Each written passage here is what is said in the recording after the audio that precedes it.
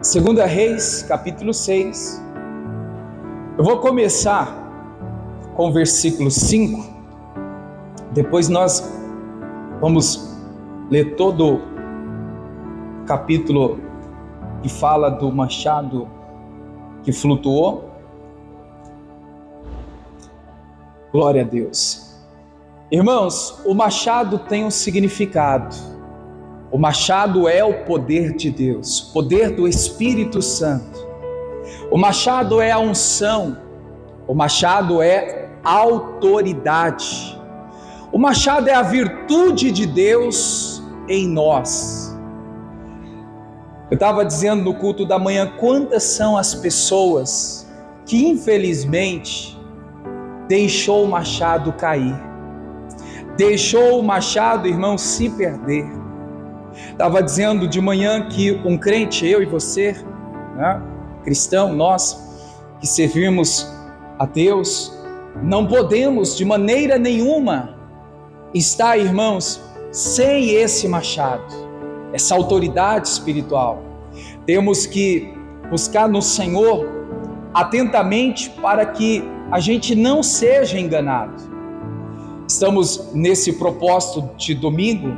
Hoje é o segundo domingo, até terminar o ano, serão 12 domingos. Cada domingo Deus vai dar uma pedra, essa pedra é uma palavra. E segundo o que está lá no livro de Josué capítulo 4, a Bíblia diz, nós falamos domingo passado, né? Não vou repetir, mas lá fala que Josué levantou 12 pedras no Jordão. E domingo passado nós nomeamos essa pedra, né, segundo o capítulo 5, de a pedra da cura. Aonde existe um altar escondido, existe cura.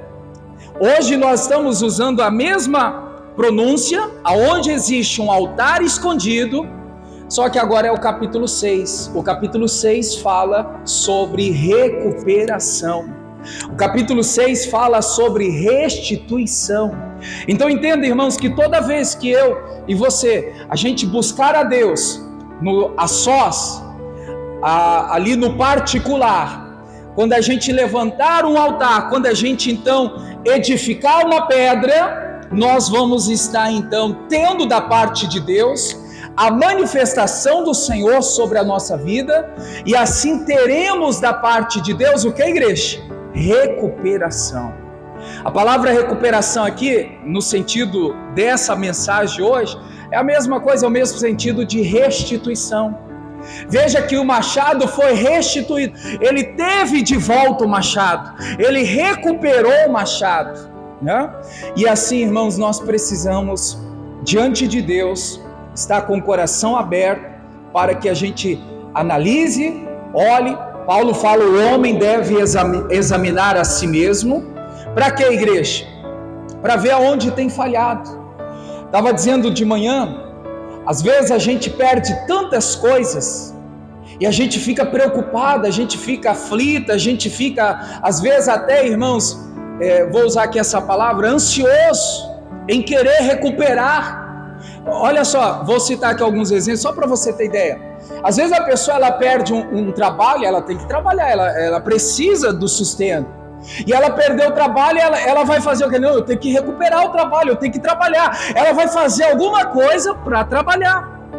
Como também leva-se para o lado aqui relacionamento. Às vezes a pessoa ela perde um relacionamento, né? Um namoro, um noivado, ou às vezes até um casamento. Ela faz de tudo, não, eu tenho que recuperar esse relacionamento. Ela vai, irmãos, e luta, ela se esforça. Tem gente que chega e fala assim, eu dou a vida por esse relacionamento, eu tenho que recuperar ele. Entende, irmãos? Às vezes tem gente que perde casa, carro, tem gente que perde, né, tantas coisas materiais, e está sempre gritando, ai meu Senhor, eu preciso recuperar, eu preciso ter de volta. A ministração aqui, irmãos, de propósito, Deus está tratando conosco aqui, assim como a gente tem essa intensidade para as coisas terrenas, em querer recuperar o quanto antes, urgente, nós também precisamos recuperar o que, igreja? A espiritualidade, o machado, a fé, a autoridade espiritual, o poder de Deus. Só que, irmãos, infelizmente não é a mesma intensidade.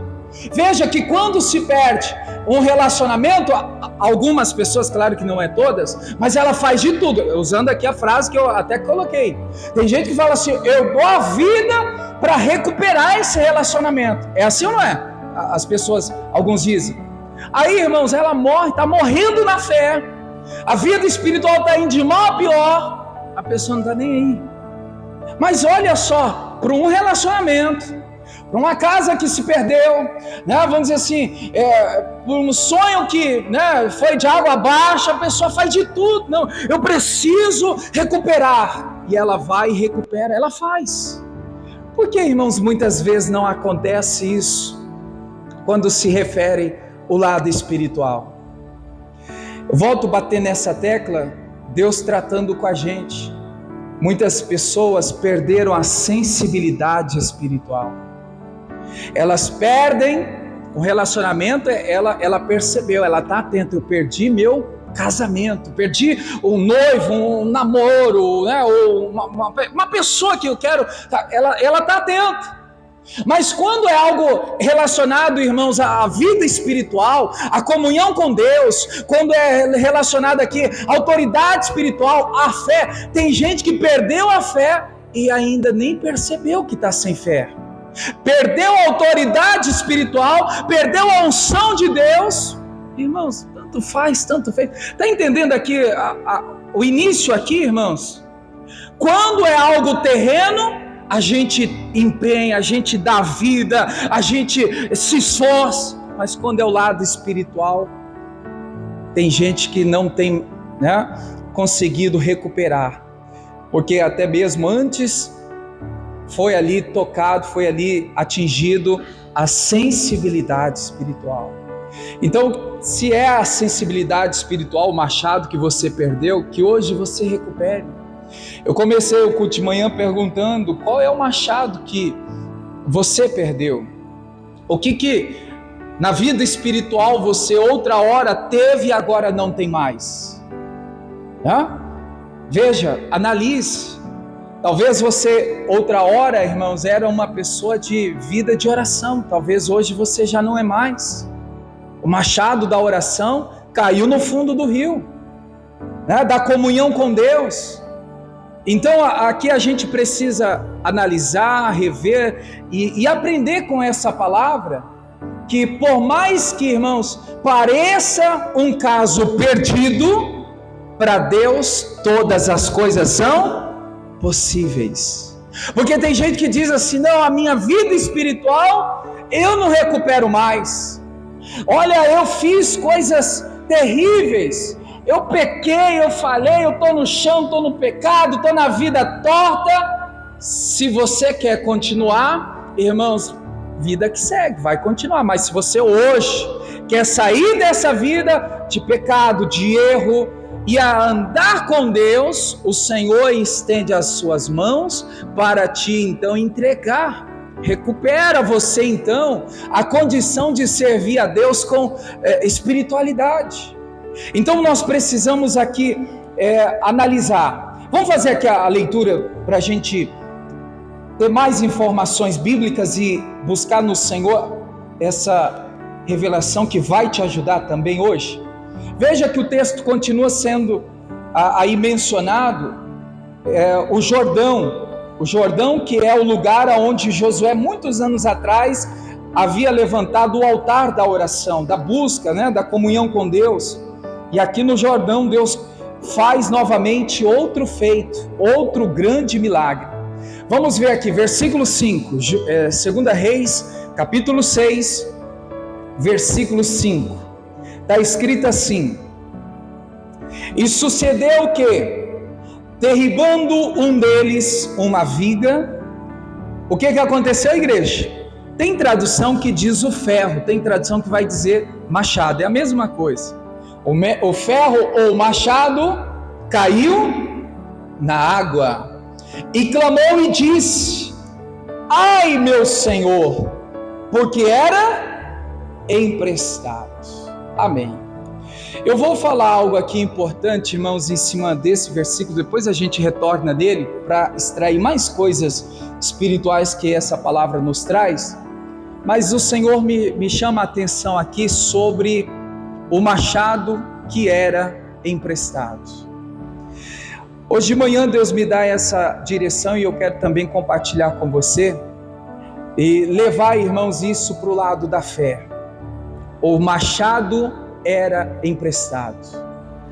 A sua fé não pode ser terceirizada, emprestada.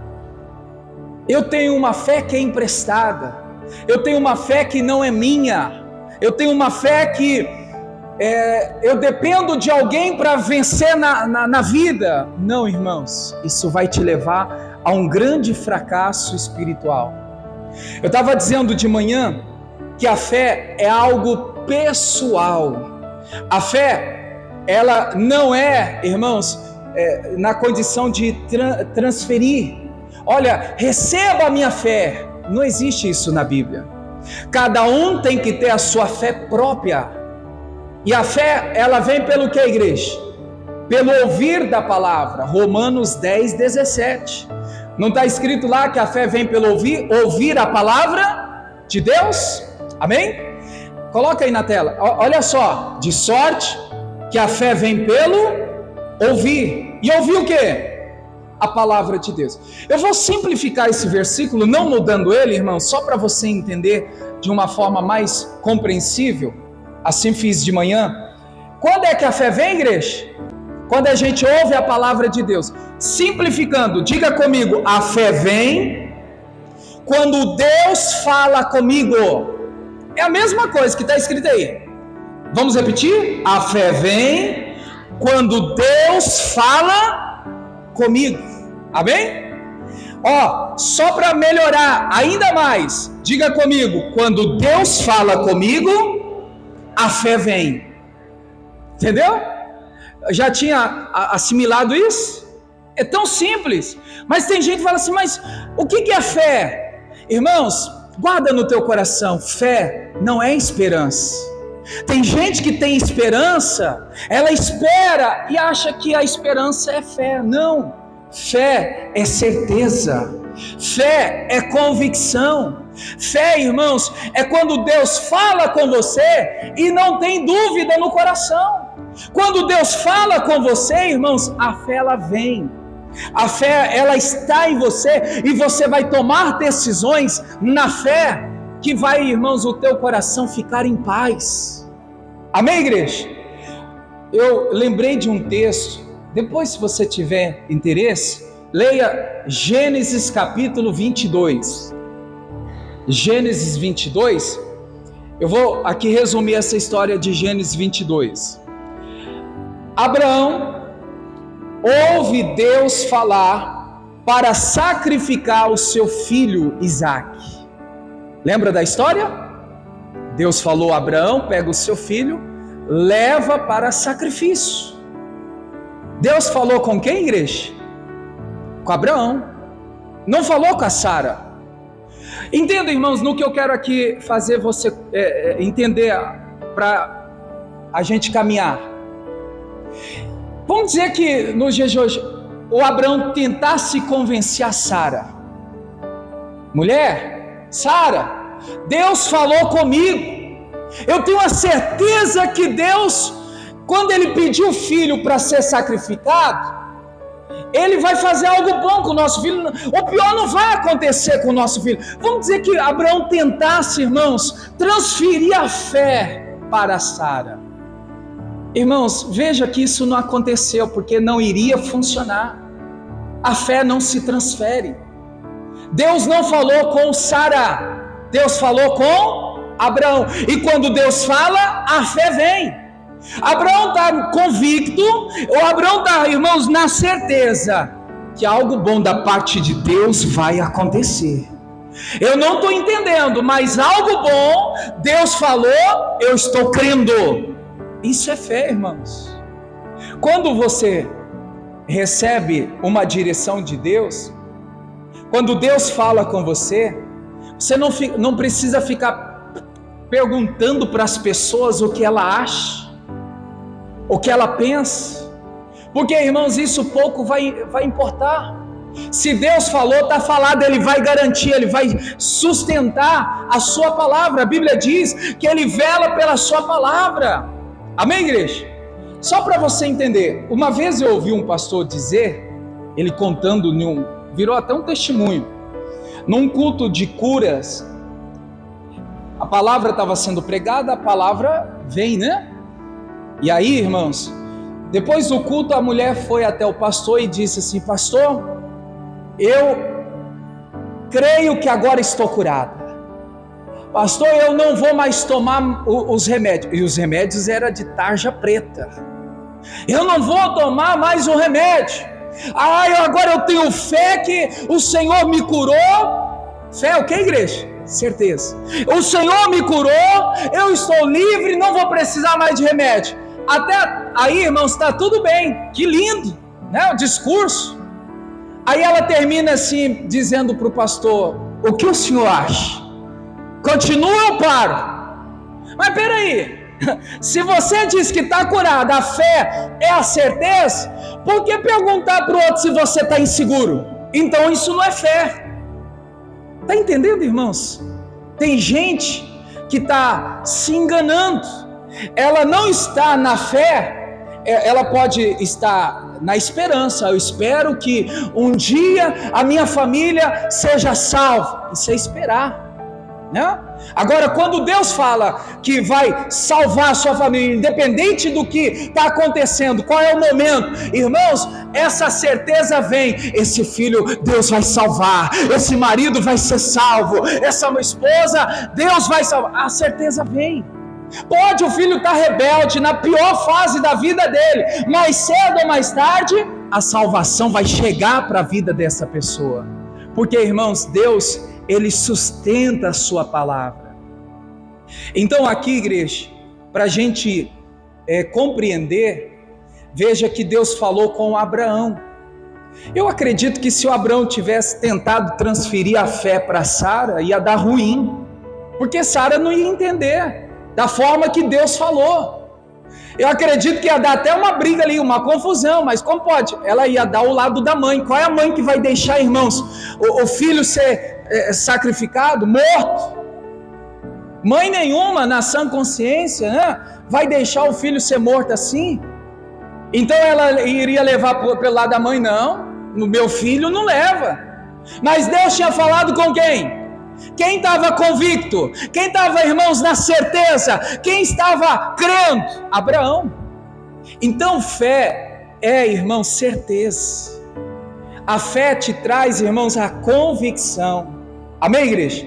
Uma coisa que eu quero que você compreenda nessa mensagem: quando Deus fala, você não precisa ficar esperando a opinião de um de outro para tomar uma decisão. Se Deus falou, você está convicto, você está certo dessa decisão, faça, você vai ter paz no coração. Agora, se você não tem paz no coração, se você não está convicto, irmãos, ainda não é fé. Ainda não é fé, porque fé, Hebreus 11:1, o que Hebreus 11:1 fala? Que a fé é o firme fundamento, está aí, ó, das coisas que se espera e a prova das coisas que não se vê. Eu não estou vendo, mas Deus falou, então vai acontecer. Eu estou na fé, eu estou crendo nesse milagre, nessa vitória, nessa porta que vai se abrir. Essa é a fé, é o fundamento daquilo que eu estou esperando, porque Deus falou, irmãos, mesmo que eu não estou vendo, mas eu creio que vai acontecer. Amém, igreja?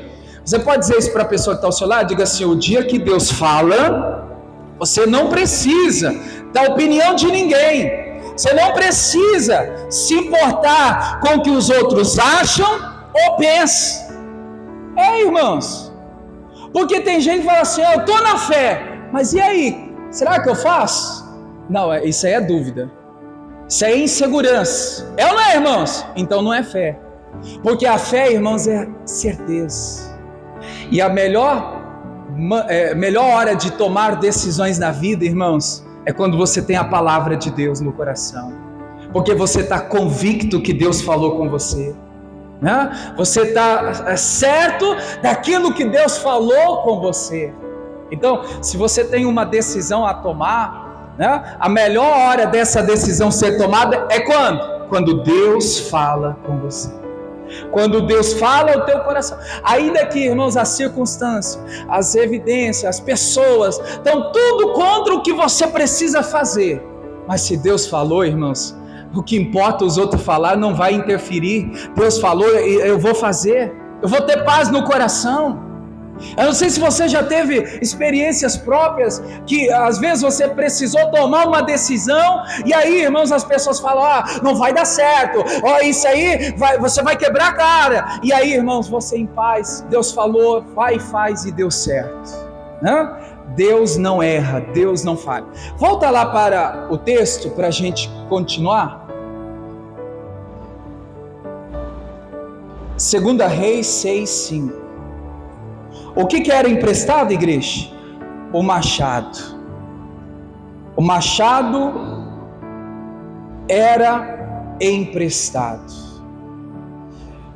Eu quero dizer para a igreja, irmãos, cuidado para você não ficar com a sua fé terceirizada, apoiada, escorada na de alguém. Eu falava isso de manhã. Tem muitas pessoas que às vezes a fé dela está na igreja, em um pregador, em um homem ou mulher de Deus. Tem gente que a fé dela está apoiada, irmãos, numa placa ministerial.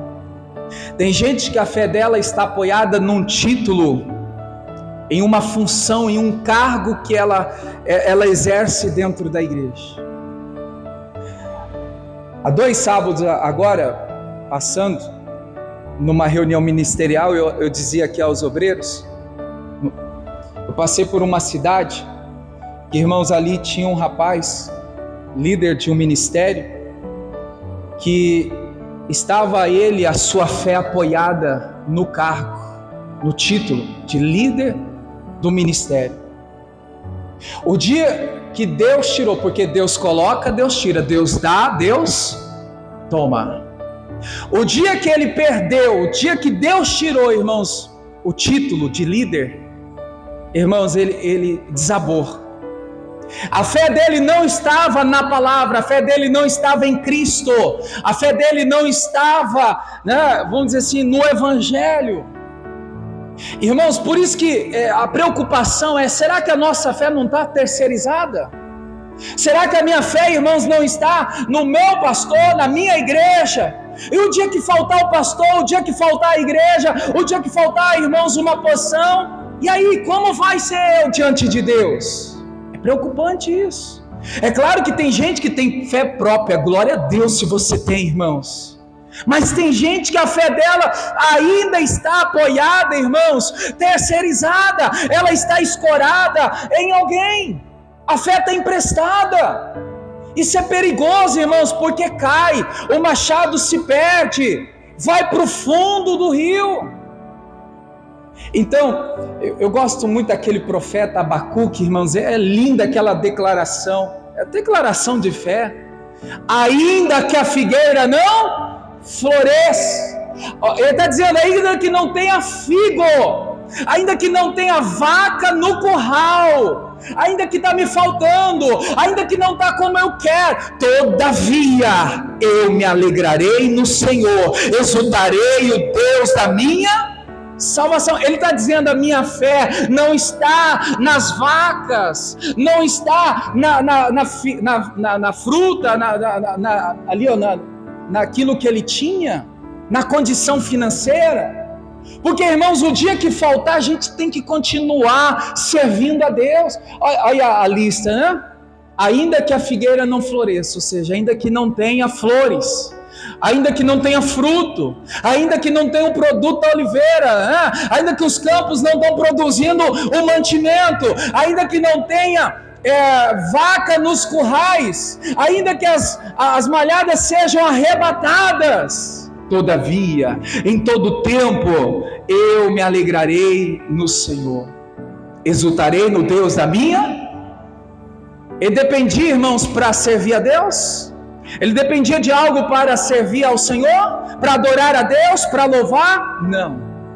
Se tem, eu louvo. Se não tem, continuo louvando. Se está faltando, eu busco a Deus. Agora, se está sobrando, continuo buscando a Deus. Todavia, todo momento.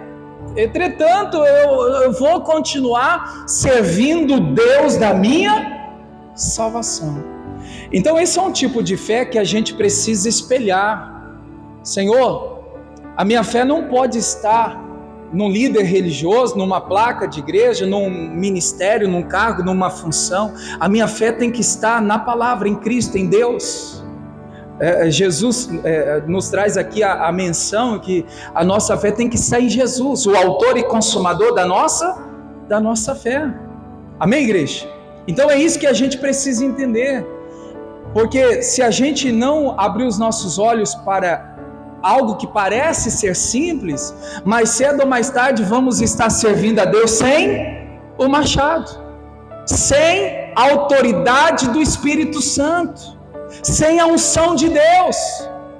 A gente está na igreja, mas cadê o machado? Não tem. Cadê a autoridade? Não tem. Cadê a unção? Não tem. Se perdeu, está no fundo do rio. Amém, igreja? Então diga comigo, eu não posso ter uma fé terceirizada. O que a gente está aprendendo, igreja? Que a sua fé tem que ser própria. A sua fé tem que ser, irmãos, que é para você. Não vai servir para mais ninguém. Alguém pode falar assim, olha que homem de fé, amém, mas a fé é sua essa fé. Amém, igreja? Me lembro aqui daqueles homens que tentaram expulsar os demônios, né? Os filhos de Seva. Lembra da história? Em nome do Jesus do Paulo, olha só, sai! Eles não tinham, irmãos, autoridade, não tinham unção, não tinham poder. Veja que eles queriam usar, terceirizar a fé do nome do Jesus que o Paulo pregava. Que esquisito, né, irmãos? Demônio, saia em nome do Jesus que o Paulo prega, que o missionário R.R. Soares fala. Não, a gente tem que ter fé própria. O Davi, irmãos, aquela declaração do Davi, o Senhor é o meu pastor.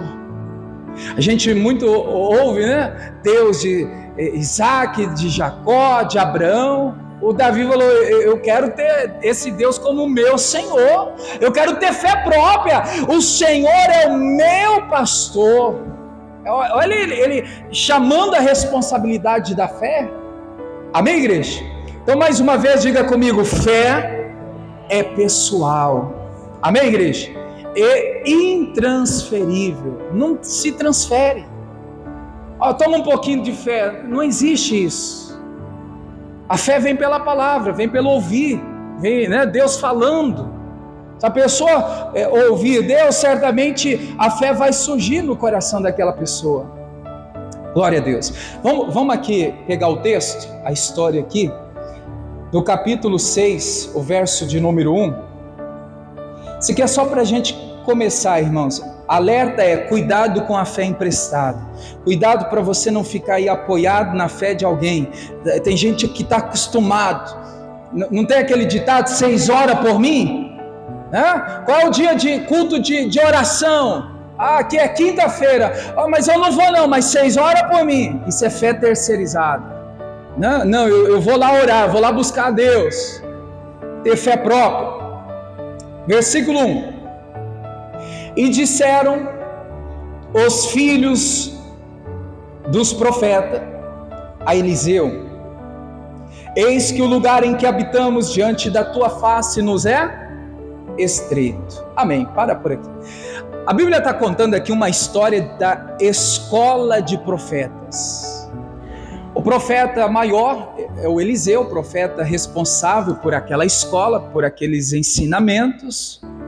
Agora, irmãos, eu vejo que pelo que acabamos de ler, eles perceberam que o lugar estava apertado, estreito, e agora os alunos, eles estão querendo o que, igreja? Crescer, ampliar. Isso aqui é lindo, irmãos.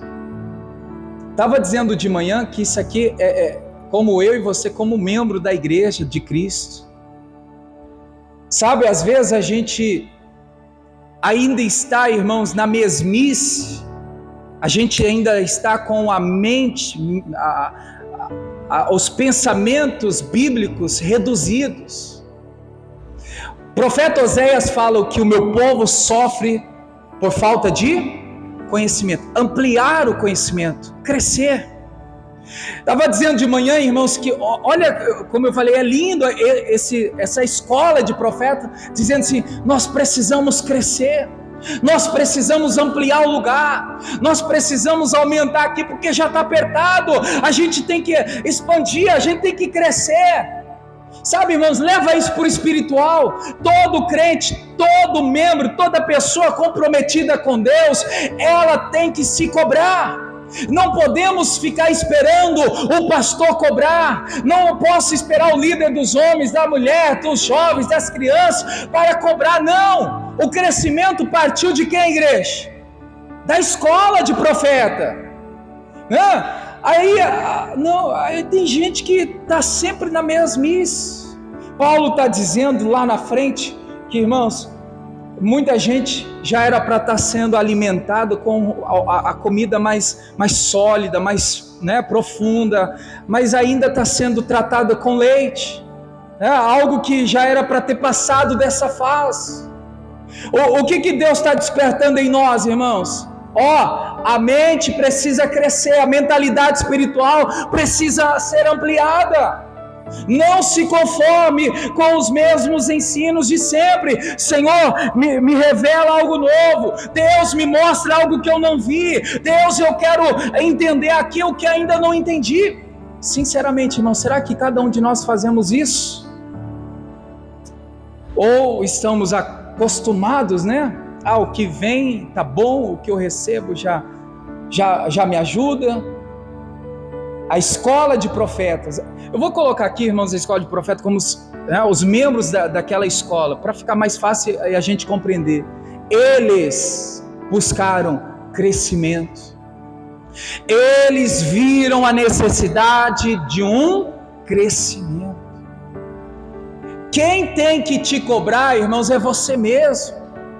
Você tem que falar com você, eu preciso crescer na fé, eu preciso aumentar o meu nível espiritual. Não é ser espiritualista, irmãos, não é ser uma pessoa, agora tudo é dessa maneira. A Bíblia fala que, irmãos, a gente está aqui de passagem, porque esse mundo não nos pertence, é do maligno. Então a gente tem que pensar com as coisas do alto. Amém, igreja? Então nós precisamos expandir o nosso crescimento espiritual. A nossa, irmãos, comunhão com Deus tem que aumentar. Tem gente, eu não conheço, não sei, não estou jogando ponto para ninguém, mas tem gente que já está 1 ano, 5 anos, 10 anos, irmãos, e a vida espiritual, o nível espiritual continua o mesmo. O conhecimento espiritual ainda é o mesmo, sendo que já era para ter avançado, crescido, já era para ter mais maturidade espiritual, já era para, irmãos, estar orando, expulsando demônio, orando e as pessoas ficarem curadas, orando e as pessoas serem libertas. Mas não, olha, pastor, ora lá, porque eu não consigo orar, não sei orar. Temos que crescer, irmãos. Deus hoje está despertando isso em mim e em você. Cresça.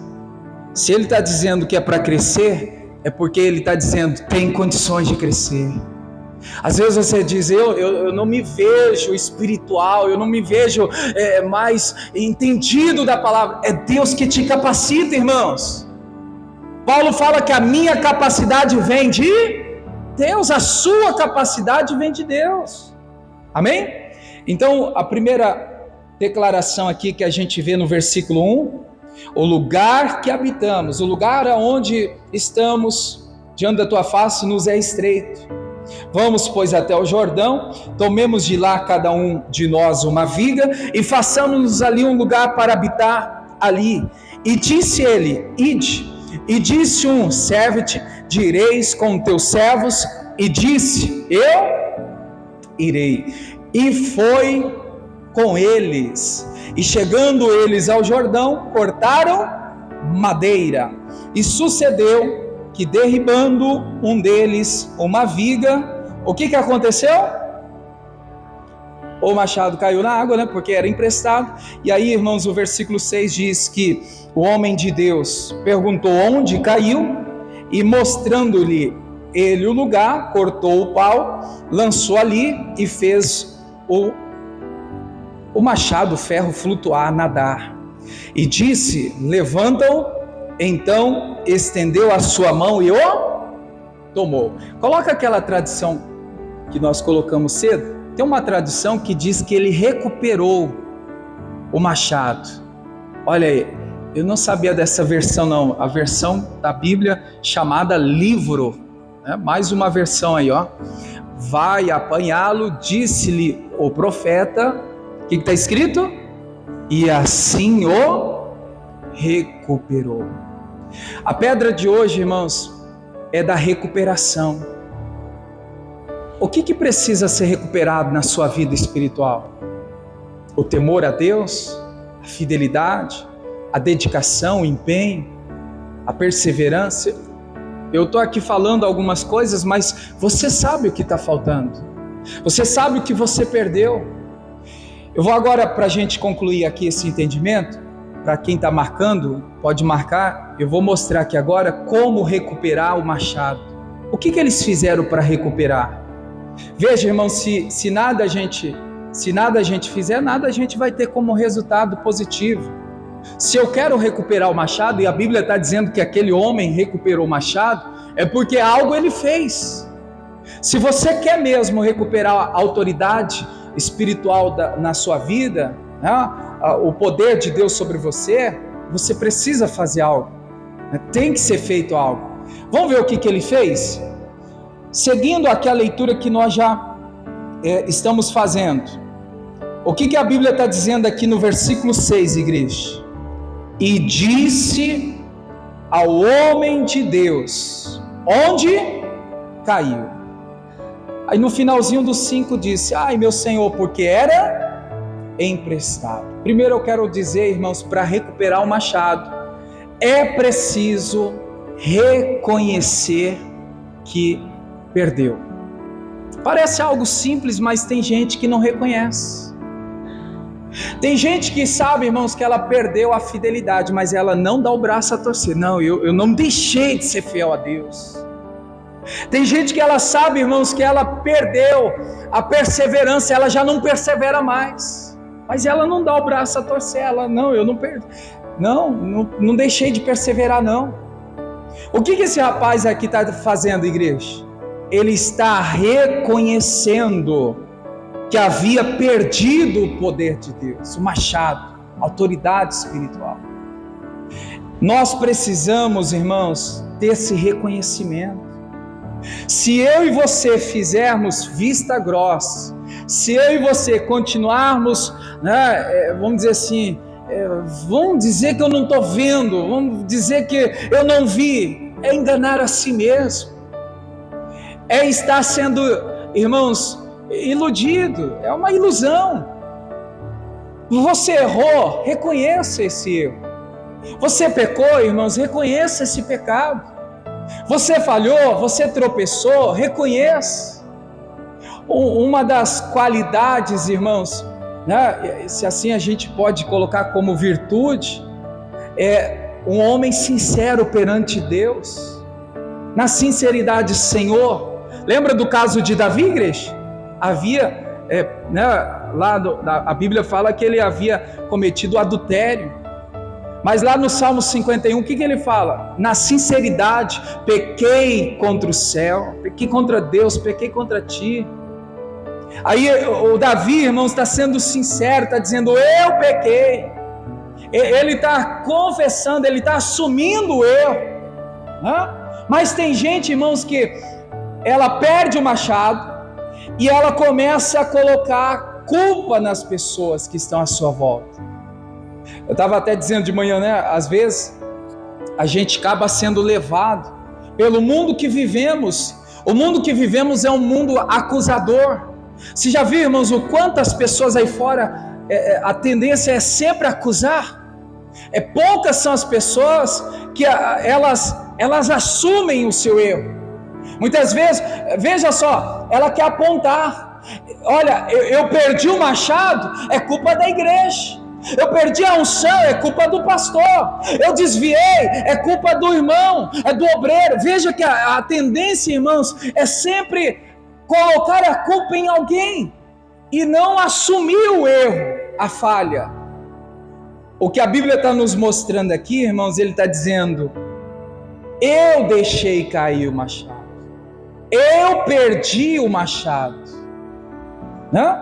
Então, se tem alguém aqui que precisa, irmãos, romper essa barreira do orgulho, permita, Deus hoje está tratando isso. Pastor, eu sou muito orgulhoso, eu não dou braço a torcer. O Espírito Santo, ele te ajuda. O Espírito de Deus, irmãos, ele tira, né, essa casta, essa ação maligna do orgulho, da soberba, da dureza no coração. Mas tem que ter o que, igreja? Reconhecimento. Reconheço, o erro é meu, eu errei, eu deixei cair o machado, eu perdi o ferro. Vamos olhar aqui para a circunstância, irmãos. Ele poderia ter jogado culpa em todo mundo lá. A culpa é do profeta, a culpa é desses que estão aqui comigo. Não, a culpa é do Jordão, porque as águas são escuras. A culpa é desse que está do meu lado, que me atrapalhou e eu desatento ali, perdi o machado. Não, veja que ele não fez isso. Irmãos, até quando a gente vai ficar colocando culpa nas pessoas? Até quando a gente vai, irmãos, jogando para outras pessoas, sendo que é a gente que errou, é a gente que falhou? Então a lição que a Bíblia nos traz para recuperar o poder de Deus, para recuperar a unção, para recuperar a fé, nós precisamos do que, igreja? Reconhecimento. Você e eu, nós precisamos ir diante de Deus e reconhecer. Aí depois de reconhecer, irmãos, que ele tinha perdido, o que ele fez aí? No versículo 6, e disse o homem de Deus, onde caiu?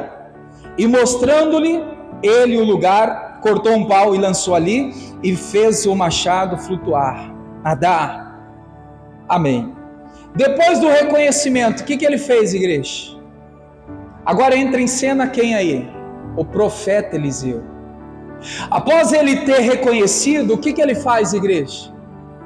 Olha só, igreja, ele confessa a confissão. Sabe, irmãos, tem gente que eu falava de manhã assim, está presa porque falta confessar algo. A confissão, ela é libertadora. Veja que quando nós confessamos o perdão, pedimos perdão a Deus, estamos confessando os nossos pecados a Deus, veja que ele libera o que, igreja? Ele está liberando o perdão.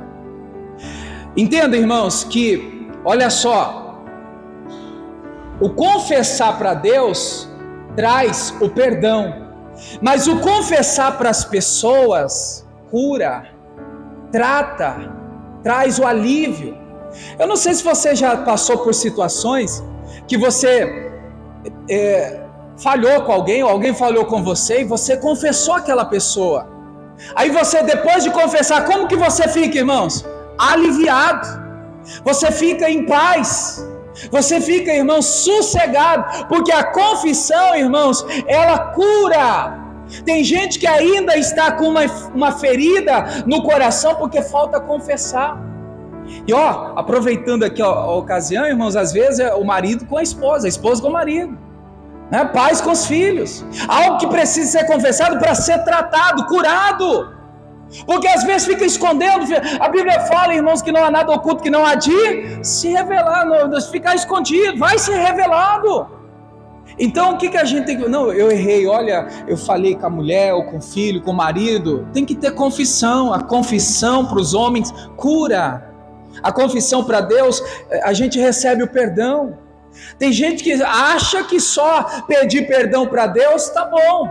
Pedir perdão para Deus, irmãos, o próprio Deus te perdoa.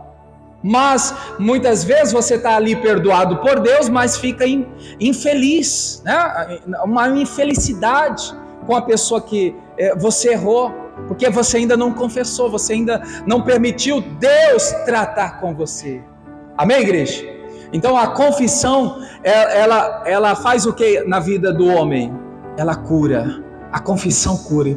Pode às vezes ser vergonhoso, porque olhando aqui para o texto, eu acredito que ele teve que vencer a vergonha de chegar até o pastor, o profeta da época, e falar: olha, foi eu deixei cair, eu perdi. Ele está confessando, irmãos, ele está dizendo: eu que fiz isso, eu que errei.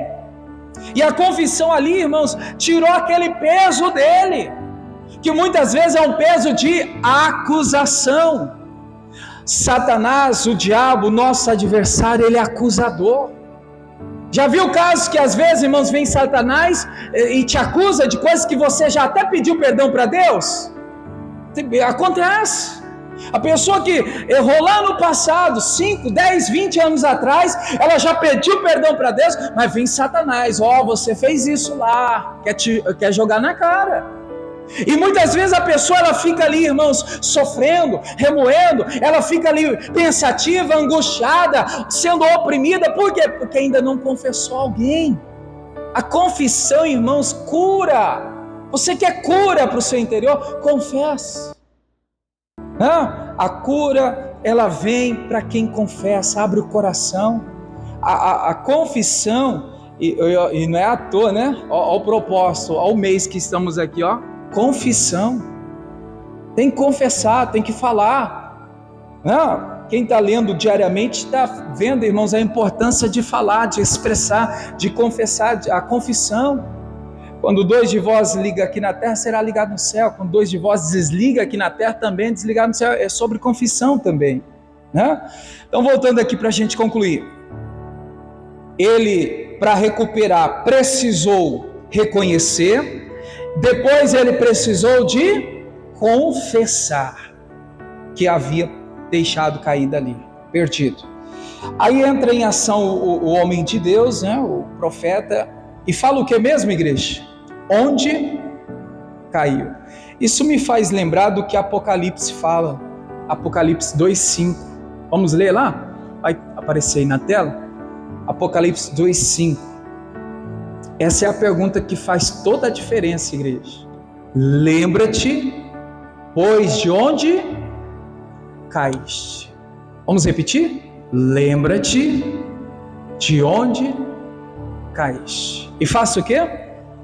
Arrependa-te e pratica as primeiras obras. Amém. Já está aí. Veja que o profeta disse assim: aonde você deixou cair? Você sabe onde você errou. Você sabe onde você pode ser melhor. Você sabe onde você pode melhorar. Irmãos, com sinceridade, não precisa responder em voz alta, não. Responda para você mesmo. Você sabe onde você pode ser melhor. Sabe ou não sabe? Como pai, como mãe, como trabalhador, como servo de Deus, como pastor, como obreiro. A gente sabe aonde a gente caiu, errou, falhou. A gente sabe aonde podemos melhorar. A gente sabe aonde a gente pode, irmãos, corrigir, ajustar, alinhar. Nós sabemos. Não lembro. Então vai diante de Deus e peça ajuda ao Espírito Santo. Porque o Espírito Santo vai fazer você lembrar. Lembra de onde caíste.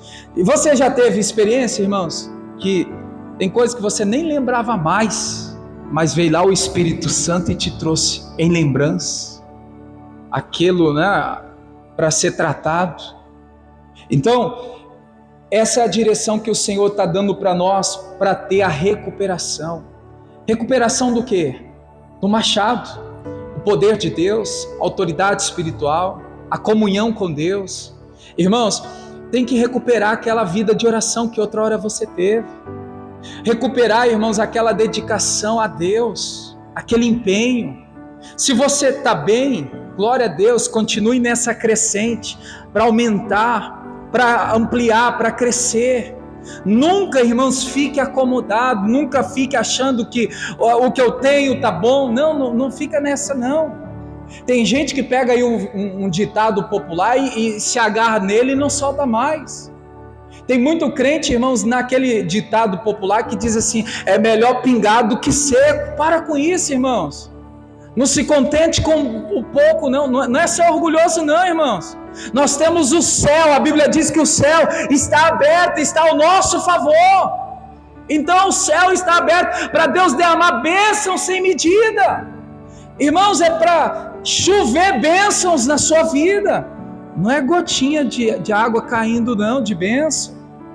Aí tem gente, melhor pingar do que seco, né? Irmãos, para a fé isso aí não, a Bíblia fala que o Senhor tem um céu aberto para abençoar, né? Para derramar chuva sobre a minha vida, chuva de bênção. Então nós temos que crer nessa direção e assim nós poderemos recuperar o que perdeu. Versículo 7, e disse: levanta-o. Então ele estendeu a sua mão e o tomou. Naquela versão diz que ele o recuperou. Eu creio, irmãos, você não veio aqui por acaso. Algo que você perdeu, Deus vai te trazer de volta. Você vai recuperar. Tenta lembrar, lembra aí aquela dedicação que você tinha a Deus. Eu estou aqui levando para o lado espiritual, irmãos, mas deixa Deus tratar com você como pai, como mãe, como filho, né? Como profissional da área lá de trabalho. Lembra daquele empenho que você tinha e talvez hoje não tem mais? Lembra daquela dedicação? Tem gente que, irmãos, olha, aquele tempo era tão bom. A Bíblia fala, irmãos, para trazer em memória, né, coisas boas para a gente recordar e falar: não, olha, aquele tempo foi bom, agora vai ser melhor ainda. Agora vai ser melhor ainda, né, para a glória de Deus. Amém, igreja?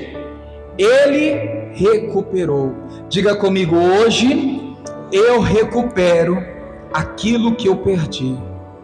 Amém. Vamos orar? Fique em pé. Vamos falar com Deus. Deus abençoe você da internet.